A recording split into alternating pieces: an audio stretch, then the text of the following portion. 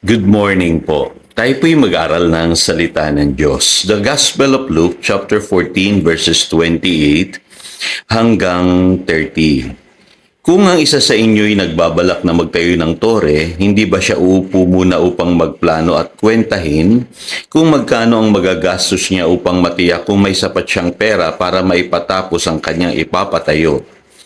Baka matapos mailagay ang mga pundasyon ay hindi naman mayari ang tore. Siya'y kukutsain lamang ng lahat ng makakakita niyon. Sasabihin nila, ang taong ito'y nagsimulang magtayo ngunit hindi naman naipatapos. Be moved by a vision. Bagamat itong text natin today ay patungkol po sa discipleship, pero itong mga katotohanan ito ay pwede nating mai-apply sa atin pong mga buhay. Ano po? Lalo-lalo na kung kayo po'y may mga project na sinimulan, mga bagay na hindi nyo pa natatapos, ano po, at minsan naguguluhan kayo kung ano ba talaga yung direksyon ng inyong buhay. Bakit parang wala kayong nararating? At wala kayong nasisimulan o meron naman kayong sinimulan pero hindi nyo naipatatapos. Mahalaga po na makita natin na dapat po bilang mga alagad ng Panginoon, meron tayong tinatawag na mind of a finisher. Kung ano daw po yung ating sinimulan, dapat daw po ay ating tinatapos. So ang unang-unang gusto ko pong ituro sa inyo, dapat po ay magkaroon tayo ng vision. Ano ba yung vision, Pastor? Ang vision po ay pangitain, ano po sa Tagalog. Pero kung pag-aaralan po natin, simplihan lang natin yung kahulugan yan.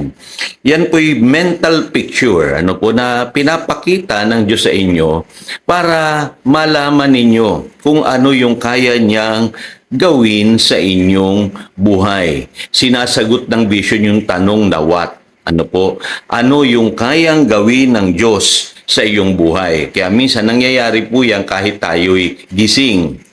O sa iba naman, tulog. Kaya kung maaalala nyo po sa Acts chapter 2 verse 17, nangungusap ang Panginoon sa pamamagitan po ng dreams and vision, sa pamamagitan po ng Holy Spirit. Ano po? At kadalasan po ay ang vision ay nakaugnay po yan sa pangako ng Diyos. Katulad po ng ginawa ng Diyos kay Abraham sa Genesis chapter 12 verses 1 to 5 na kung saan ipinakita ng Panginoon sa kanya kung ano yung gagawin ng Panginoon sa kanyang buhay. Kaya pansinin niyo po, no, sumunod si Abraham sa sinabi ng Panginoon. At mamaya i-detalye ko po sa inyo kung ano po yung sinabi ng Panginoon kay Abraham. Ano po? Kaya sa buhay na ito, mahalaga po na meron tayong pangitain or vision. Kasi yan po ang magpapatatag sa atin. Yung sinimula natin, matatapos natin. At kahit mahirap, magpapatuloy tayo dahil alam natin yun ang pinagagawa sa atin ng Diyos. So, pause po muna tayo. Kayo po ba malinaw sa inyo kung ano ang pinagagawa sa inyo ng Diyos? Ano po? Yan marahil ang dahilan kung bakit marami sa atin hindi natin nakikita yung ating pong kinabukasan. Kasi hindi natin alam kung ano yung pong nais ipagawa ng Diyos sa atin. Yan din ang dahilan kung bakit wala po tayong nararating. Ano po? At mahalaga po na makita nyo personally, individual po ito, na meron tayong kanya-kanyang vision na inilagay ang Diyos sa ating pong mga puso. At ito pong tandaan nyo, kadalasan po nakaugnay po yan sa pangako ng Diyos. Ngayon, basahin ko po yung Romans chapter 4 verses 20 hanggang 21. Sabi diyan, He did not waver through unbelief regarding the promise of God, but was strengthened in his faith and gave glory to God, being fully persuaded that God had the power to do what He had promised. Tignan niyo po yung nangyari sa buhay ni Abraham, ano? Pagkatapos ipakita ng Diyos sa kanya yung plano ng Diyos para sa kanyang buhay, ito pong si Abraham, ano po, ay na-energize ng pananampalataya. Kita niyo, no po? Kaya pala yung faith, nagwo-work yan. Ano po? Kung meron tayong vision. Ano po? Kaya yung mga may sakit na na-encounter ng Panginoon, nung nandirito po siya sa lupa, kadalasan ay tinatanong niya. Ano po? Katulad nung lalaki na matagal nang paralisado doon sa John chapter 5. Sabi niya, gusto mo pa bang gumaling? Kasi maaaring itong lalaking ito, wala ng vision. Ano po? Wala ng pangitain sa buhay niya. Ano po, kung naalala nyo naman, yung bulag na si Bartimeo, ang sabi niya, gusto kong makakita. Hinihintay kasi ng Panginoon na magkaroon tayo ng pangitain. At yung pangitain na yun, yung vision na yun, na dapat nakalagay sa ating puso, dun po mag-ooperate ang pananampalataya. Ano po? Kaya pansinin niyo po, si Saint Paul, ano po, hindi siya mapigilan sabi sa Philippians chapter 3 verse 14, I press on toward a goal to win the prize. Kita nyo, unstoppable po siya, ano po? At sa Colossians chapter 1 verse 29, sabi niya, to this end I labor, struggling with all His energy, which so powerfully works in me.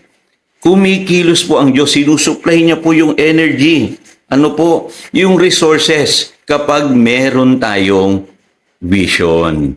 Kaya yun naman pala, no? Ang hirap kasi sa atin, hindi na minsan sa atin yung iba nangangarap. Ano po? Baka ho kasi yung na pako na lamang tayo doon po sa atin pong pagkaunawa na ang buhay natin ay bahala na. Hindi po dapat ganon. Dapat po meron tayong vision. Ano po? Pangalawa, makikita nyo si St. Paul po ay fully persuaded. Ano po? Katulad ni Abraham. Ano po? Ang sabi diyan, gagawin niya ang lahat, no? Kahit mahirap. Ano po? Kaya ang tao, mga problema sa buhay, even yung kawalan, ano po? Iba't ibang sitwasyon na pinagdadaanan nyo, hindi hadlang yan kung meron kang vision. Ano po? Kung nais mong may mabago sa iyong buhay.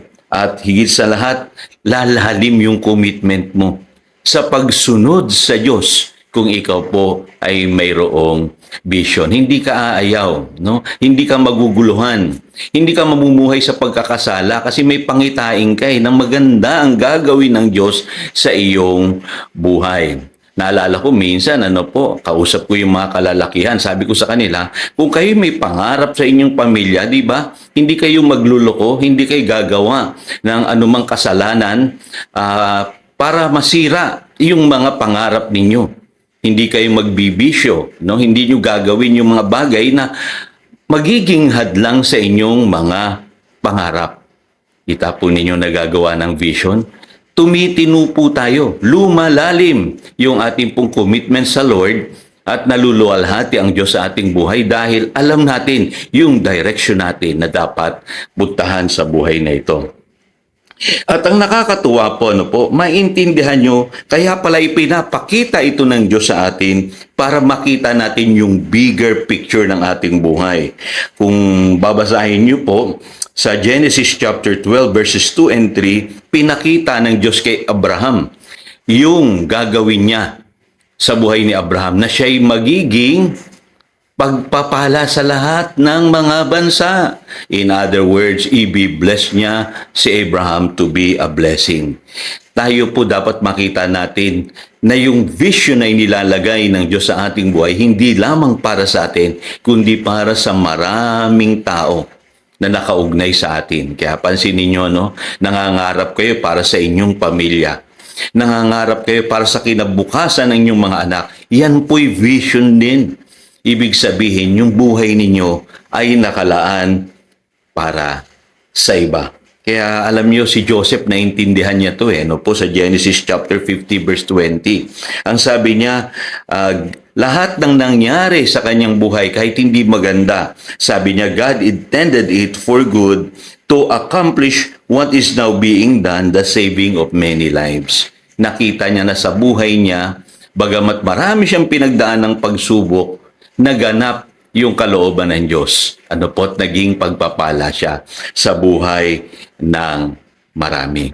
Kaya pala'y pinapakita ng Diyos yung vision sa iyo, kapatid, kasi yan ang plano niya para sa iyong buhay. So again, ito si Pastor Jojo nagpapaalala upang daluyan tayo ng pagpapala, manatili tayo sa kanyang salita.